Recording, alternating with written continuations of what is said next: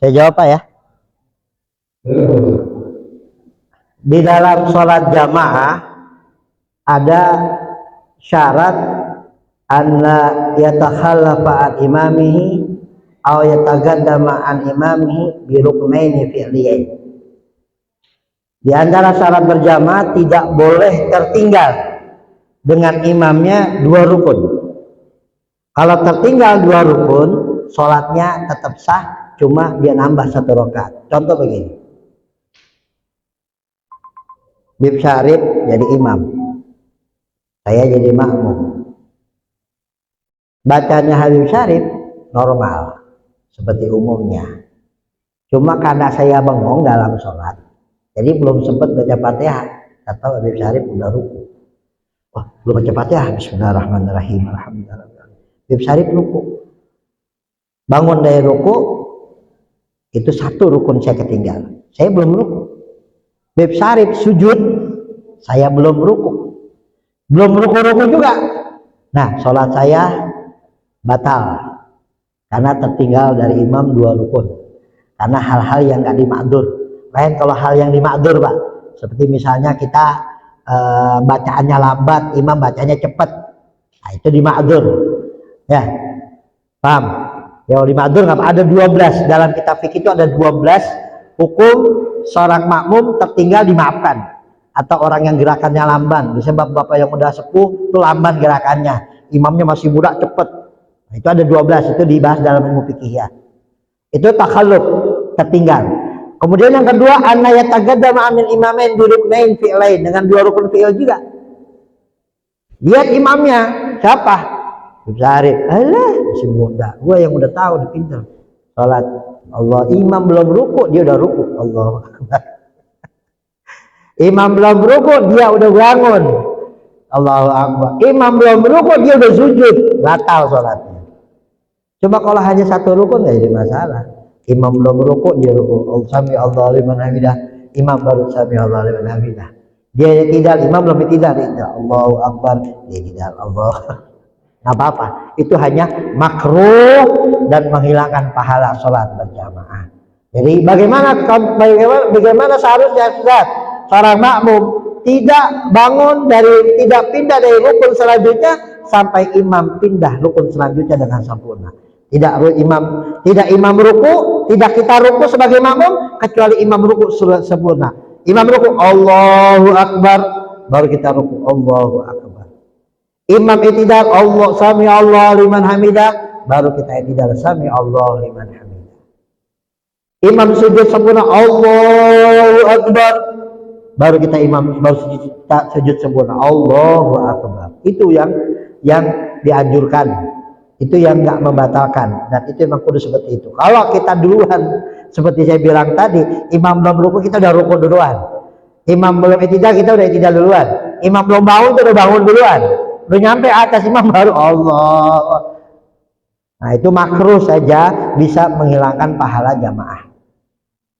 Kalau masalah duduk, masalah posisi di belakang imam, memang sunnahnya, afdolnya orang yang ngerti ilmu agama, paham tentang ilmu agama. Biar apa? Ketika imam salah, dia bisa menegur. Ya, dia bisa menegur. Ketika imam salah, dia bisa menegur. Ya, imam misalkan bacaannya salah, dia bisa menegur. Dan juga imam kalau disarankan agar membaca ayat-ayat yang makmum bisa memahami, yang hafal kebanyakan. Ya, kalau bisa dianjurkan seperti itu dan tidak terlalu lama.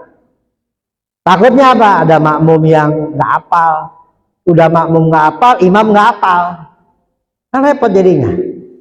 Ya, imam nggak hafal, makmum nggak hafal. Baca al-a'la, walal akhiratu khairul laka minal ula, ya kan? Wal akhiratu khairul wa abqa, kan gitu. Kalau al-a'la wal akhiratu khairu wa abqa, wadduha wal akhiratu khairul laka minal ula. Sama-sama kalimatnya, beda akhirnya. Al-a'la wal akhiratu khairu wa abqa, ad-duha wal akhiratu khairul laka minal ula. Sama. Kalau imam nggak hafal, Dia bisa loncat ke awal duha. Wal akhiratu khairu wa abqa. Wal akhiratu khairu minal ula. Mamang udah apa? Main tembak aja. Akhirnya itu pasabih bihamdi rabbika fahadis. Jadi memang dianjurkan orang yang paham, yang hafal, yang ngerti hukum agama. Jadi ketika imam salah ada yang negor. Itu sunnahnya begitu. Tapi kalau memang ada orang yang selain dari itu, seperti Bapak bilang pakai kaos, ya sholat di belakang imam, ya nggak jadi masalah, sah-sah aja. Cuma alangkah baiknya yang pakai kaos nyadar diri. Wah, ada Pak Ustadz sini di belakang, saya di situ, karena ini tempatnya Pak Ustadz bukan saya. Ya kalau emang sudah nggak ada ya sudah, biarkan. Kalau emang dia nggak mau pindah nggak jadi masalah. Nggak boleh kita mindahin orang. Bang, nggak pantas bang sini, pindah, nggak boleh pak, haram pak. Kalau dia nggak mau, dosa kita, gosok tempatnya dia. Atau anak kecil, kadang-kadang ada bapak-bapak anak kecil, sholat di sini di depan, bapak datang telat, dibundurin tuh bocah kecil, nggak boleh pak. Bapak ngambil tempat orang, gosok, haram sholatnya pak. Biarin dia anak kecil di situ.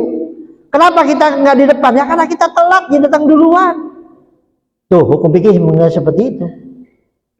Jadi bukan berarti anak kecil belakang, orang tua. Nggak boleh. Dia udah depan posisi, dia udah tinggal sholat, udah bareng sama yang lainnya. Kita tarik ke belakang karena dia kita paling tua, dia masih kecil. Nah, selama dia udah sunat, mumayyiz, silakan. Tapi kalau belum sunat, bang, munduran ya. Ini kan bapak-bapak semua, ente kan belum sunat, mundurannya. Gitu, diomongin benar, jangan tarik aja. Jangan, ya Pak ya, itu anjuran para ulama. Kalau ada anak kecil, dia udah mumayyiz, udah sunat, biarin. Jangan kita mundurin, ya salah sendiri kenapa kita telat. Kalau mau di pesawat pertama, datang lebih awal. Gitu, jadi nggak jadi masalah. Hanya abdoliyah saja. Abdoliyah saja, orang yang di belakang imam itu ada orang yang paham ilmu agama, ya itu.